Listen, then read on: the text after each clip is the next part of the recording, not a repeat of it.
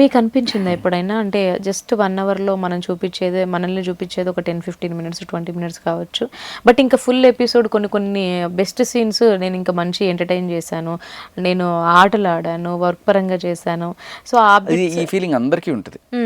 ఇదంటే సరిపోదా శనివారం అన్నట్టుగా ఎంత చూపించినా సరిపోదు. ఎందుకంటే 14 మంది కంటెస్టెంట్లు ఉన్నప్పుడు నేను అది ఎందుకన్నాను అంటే, ఇప్పుడు మీరెందుకు వచ్చారు అనేది మీకు తెలుసు, ఎందుకంటే బాబు ఉన్నాడు, బాబు పుట్టాడు, చూడాలన్న కోరిక ప్రతి ఒక్కరికి ఉంటుంది. బట్ జనాలకి ఏంటంటే ఎందుకు వచ్చాడు అంటే ఈ కొన్ని కామెడీలు చేయడం వలన, లేకుంటే ఏదన్నా వర్క్ చేస్తున్నప్పుడు ఎందుకు చేయాలి అని గొడవ చేస్తున్నప్పుడా? అలా ఏం లేదు.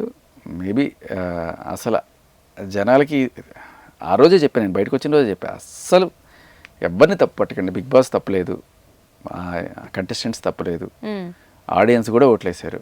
నేను రావాలనుకున్నాను, వచ్చాను అంతే. మనకంటే కూడా అంతే కదా. అవును. సో తనకి ఛాన్స్ ఉండింది, తను నేనైతే అడగలేకపోతున్నాను అని వచ్చాడు. అవును. అండ్ ఇంకోటి ఏంటంటేనండి, ఎక్కువగా ఫోకస్ అవుతుంది ఏంటంటే విష్ణుప్రియ ఏం ఆడట్లేదు, ఆడకున్నా ఎలా ఉంటుంది, అసలు తన కోసం వెళ్ళినట్టు లేదు, వేరే వాళ్ళకి హెల్ప్ చేయడానికి వెళ్ళినట్టుగా అనిపిస్తుంది, వాళ్ళని ప్రొటెక్ట్ చేయడానికి వెళ్ళినట్టుగా అనిపిస్తుంది అని చాలామంది. ఇప్పుడు అంతెందుకండి, జనాలతో పాటుగా ఇప్పుడు ఓల్డ్ కంటెస్టెంట్స్ ఎవరైతే ఉన్నారో వచ్చిన ప్రతి ఒక్కరు కూడా ఆవిడ్ని విష్ణుప్రియ ఎవరికైనా అసలు మొత్తం దీంట్లో స్ట్రాటజీ ప్లాన్ లేనిది ఎవరికైనా ఉంది అంటే అది విష్ణుప్రియ. ఓకే. దానికి ఏమనిపిస్తే అది చేస్తుంది ఆన్ ద స్పాట్, అంతే. అంతకు మించి అసలు ఒక అరగంట తర్వాత ఏమవుతుంది, గంట తర్వాత ఏమవుతుంది అని కూడా ఆలోచించదు. ఇప్పుడు తనకి ఏదనిపిస్తే అది చెప్తుంది. Very childish. ఓకే. గేమ్ ఆడుతుంది. ఇప్పుడు సరే ఆమె బిహేవియర్, ఆమె మాటలు, ఆమె ఎవరిని ఇష్టపడుతుంది, ఎవరితో ఉండాలనుకుంటుంది, అది వాళ్ళ ఇష్టం. బట్ ఆటపరంగా చూస్తే మీకు అనిపిస్తుందా ఆట ఆడుతుందని? కొంచెం తగ్గింది. మేబీ అది ఈ వారం గట్టిగా చూపించచ్చేమో అని డౌట్ నాకు. ఇంకొకటి కూడా ఆవిడ వచ్చి అంటే ఈరోజు మార్నింగ్ మనకి వచ్చిన ప్రోమోలో నాకు కరెక్ట్గా నా గేమ్ మీద ఫోకస్ చేయాలనుకుంటున్నా అంటే చెయ్యి ఎవరొద్దా ఆయన అంటున్నాడు.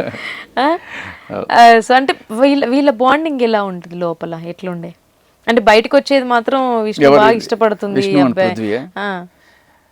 Prithvi clearly knows what he's doing. తనలాగా ఇది చేయడు, అంటే నాకేమనిపిస్తుంది చేస్తాను. పృథ్వీకి ఒక క్లియర్ కట్ ప్లాన్ ఉంది, చెప్పాడు కూడా. సో తనకి విష్ణుప్రియ మీద కూడా ఎటువంటిది లేదు. ఏదో రియలైజ్ అయినట్టు అనిపిస్తుంది. లేదు, ఫస్ట్ నుంచి కూడా లేదు. హీ హ్యాస్ హిజ్ ఓన్, బయట ఆయన ఉన్నాయి. అందుకని ఇక్కడ ఊరికే సరదాగా వచ్చి అలా ఉన్నప్పుడు జస్ట్ ఆ ఫ్లర్టింగ్ ఇది అంతకు మించి తప్ప ఇది లవ్ రొమాన్స్ లాంటివి. బట్ ఇప్పుడు విష్ణుప్రియ కొంచెం స్ట్రాంగ్ గానే ఉన్నట్టుగా అనిపిస్తుంది కదా. బట్ తెలిసి కూడా అట్లా అంతే, తెలిసి కూడా అంటే ఇంకా ఆ మెంటాలిటీ అంతే, మనిషి ఆపుకోలేదు. అది ఏముంటే అది వచ్చేస్తుంది. అంటే చాలా మంది అనుకుంటే ఏంటంటే ఎందుకు అంటే నువ్వు ఆడిపోయింది దేనికోసం, నువ్వు చేస్తుంది ఏంటిది, వాళ్ళ నాన్న వచ్చి చెప్పినప్పుడు కూడా నేను నా ఇష్టం నేను ఉంటాను అని పోయింది దేనికోసం అంటే పిలిచారు కాబట్టి వెళ్ళింది, అంతేనా? సింపుల్. పిలిచారు, అది కూడా వద్దనుకొని నాకేం పెద్ద ఇంట్రెస్ట్ లేదని చెప్పింది ఫస్ట్లో. సరే తర్వాత మంచి పాపులారిటీ వస్తుంది అనే దాంతోనే వెళ్ళింది తప్ప ఏ గేమ్ ప్లాన్లు ఏం లేవు తనకి. అవును, ప్లానింగ్ ఇవన్నీ ఎప్పుడు వస్తాయి జనరల్గా అంటే రెండోసారి బిగ్ బాస్కి పిలిచినప్పుడు ఈ ఎక్స్పీరియన్స్ ఓకే. ఇప్పుడు ఎందుకంటే ఇప్పుడు అవినాష్, గౌతమ్ వీళ్ళందరికీ దే హ్యావ్ అన్ ఎక్స్పీరియన్స్ ఎలా ఆడాలి. నాకు అంటే సింగిల్గా ఆడుతుంటారు చాలామంది ప్లేయర్స్ లైక్ గౌతమ్ వీళ్ళందరూ కూడా, వాళ్ళని చూస్తే కొంత ఒక రకమైన జాలి ఫీలింగ్ వస్తుంది. అరే పాపం వీళ్ళందరూ గ్రూప్గా ఆడుతున్నారు కదా, మనం వీళ్ళు సపోర్ట్ చేయాలి కదా అని. ఇది నాకు తర్వాత రియలైజ్ అయింది బయటకు వచ్చిన తర్వాత. అంటే ఇది మేబీ ఒక స్ట్రాటజీ ఏమో చూసుకొని ఎవరితో కలవకుండా, ఇప్పుడు మణికంఠ ఉన్నాడు, నాకు ఎవరు బంధాలు వద్దు, నేను సింగిల్గా ఆడతాను. అలాగే ఆదిత్య ఓం ఎప్పుడు కూడా పాపం సింగిల్గా అక్కడ తిరుగుతుండేవాడు. నబీల్ కూడా అట్లాగే ఉండేవాడు. యష్మి కూడా చాలాసార్లు సింగిల్గా అక్కడ కూర్చుండేది. నేను పాపం వీళ్ళందరూ బెంగపడుతున్నారేమో చెప్పి వాళ్ళ దగ్గరికి వెళ్ళి ప్రతి ఒక్కళ్ళ దగ్గర కూర్చొని మాట్లాడుతుండేవాడిని.